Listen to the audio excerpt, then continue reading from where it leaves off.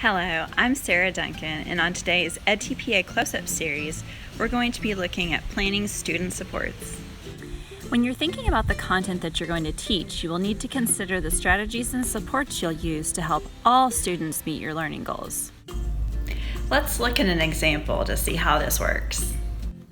Today I have a learning goal for my children. I want them to learn to make cookies. They will also learn the related skill of reading a recipe and applying baking techniques such as mixing and measuring.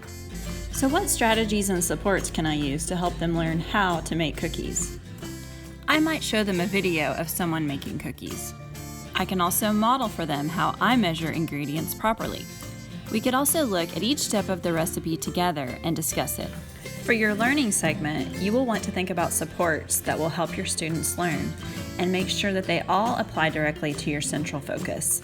In addition to general supports for the whole class, you also need to think about targeted supports for groups of students and individuals with specific needs. For example, my youngest is a beginning reader. For a targeted support, I might give her visual directions. But keep in mind, if both of my children receive a copy of the visual instructions, that's not a targeted support. Anything that the whole class receives is general and not targeted. What about this step stool? It helps my youngest daughter reach the counter so that she can make cookies. Is this a targeted support? No. This is a support for her, but it's not tied to the learning goal of making cookies. Be sure that your supports are directly tied to your learning goal and aren't things that would help students meet just any academic goal.